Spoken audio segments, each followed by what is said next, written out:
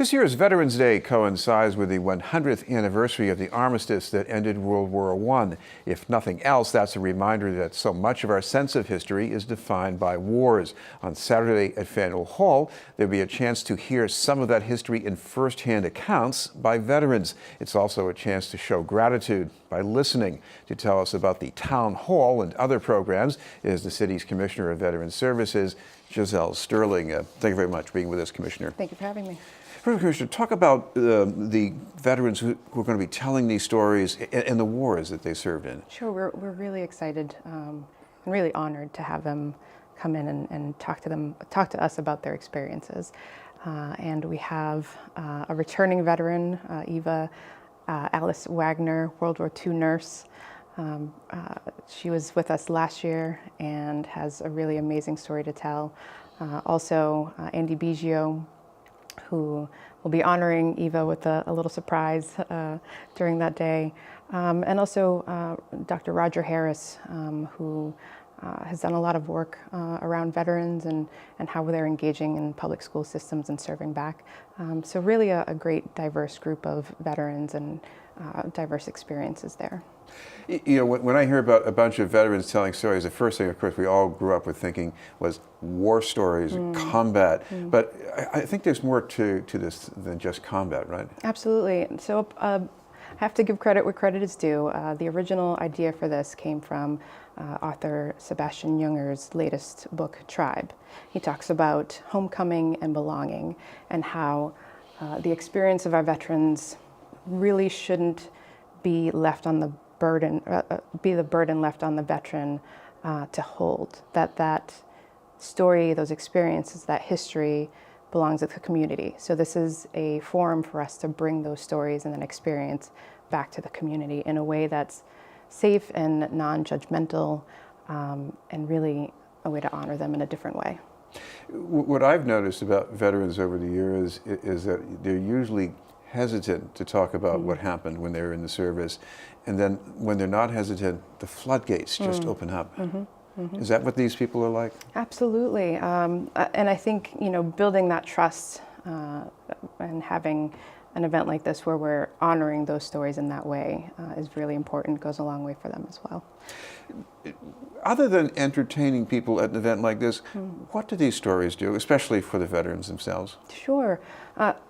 A big part of it is starting that process of healing for those that aren't used to either talking about their experience and really just connecting, being that bridge to our non-veterans, educating non-veterans on, you know, how do we approach veterans and talking about things that they may be struggling with. So I think this really opens the door there and starts building that bridge. What I would also guess from the list of speakers here is that what they're also able to tell us about is the history of crossing racial divides in the military. I'm thinking of people like, you know, Roger Harris, Tony Molina. Is that also going to be part of what the audience might expect? Absolutely. I mean, we don't try to lean away from making it political, but at the same time, the experience of our veterans is really experiences of the country. So it's definitely bridging that conversation. Yeah. What you're also going to be doing, and you've done this in past years, is you have a program called Thank a Vet. What exactly happens in that program? Sure. So Operation Thank a Vet, we've been running for about the last 3 years, and we go to a different neighborhood in Boston, knock on our veterans' doors, and give them a thank you, but more than that, connecting them with services through the city and our stakeholders as well. So I think in two parts, it's one, connecting our volunteers with our veterans, and then also connecting our veterans with services that are available to them. It's a nice gesture, but you've done this often enough, you've knocked on these doors. What do you find out from them? Are people really maybe sometimes uninformed about what you're able to do for them? Yeah, and it varies. Sometimes there are veterans that are very well connected. A lot of our veterans recently returning, you know, there's so many resources out there, but sometimes they have trouble navigating that. So we help them there, or we have some of our Vietnam veterans where this is the first time that they've ever been acknowledged for their service. So it's really across the board. Every knock that we have is something different. This is BNN News, and we're talking with Giselle Sterling, Boston's Commissioner of Veteran Services. Commissioner, the news today is probably the saddest thing you can hear about a veteran, the mass shooting in California, allegedly by a former Marine.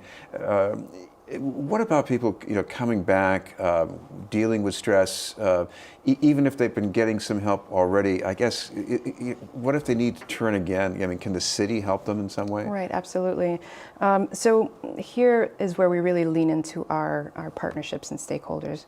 And we have a couple programs that really revolve around how we're delivering those mental health programs to our veterans. The one that I can think of off the top of my head is the Veterans Care Program. So this is where we're helping veterans who may be struggling with mental health find employment. We often find that when there's a purpose found after service and they're connected with the right wraparound services, that they do much better than those that aren't connected.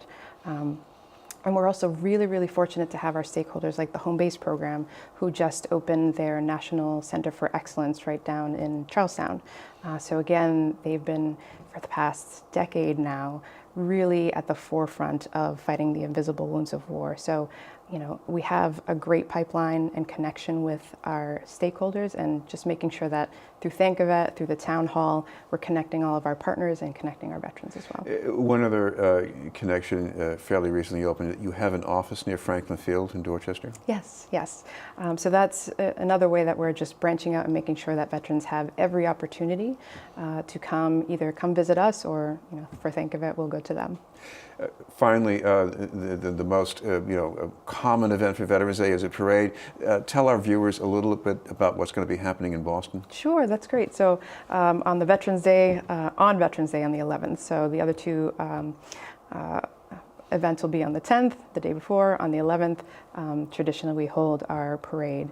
And it's really a way for us to kind of engage a lot of the folks that are either out and about or supporting the veterans that are in the parade itself. One thing I really like about that parade is you see the totality of veterans, the diversity of veterans in this country, including the ROT students, not veterans yet, but going in that direction.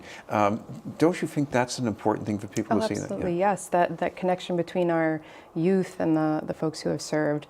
Again, to your point earlier, remembering our history, remembering how far we've come, is very, very important. Finally, we should remind our viewers the time and place again of the town hall for veterans on Saturday. Yes, so it's Saturday beginning at 3 at Faneuil Hall on the 4th floor, the Armory. The Ancient and Honorable Society has been gracious enough to host this once again.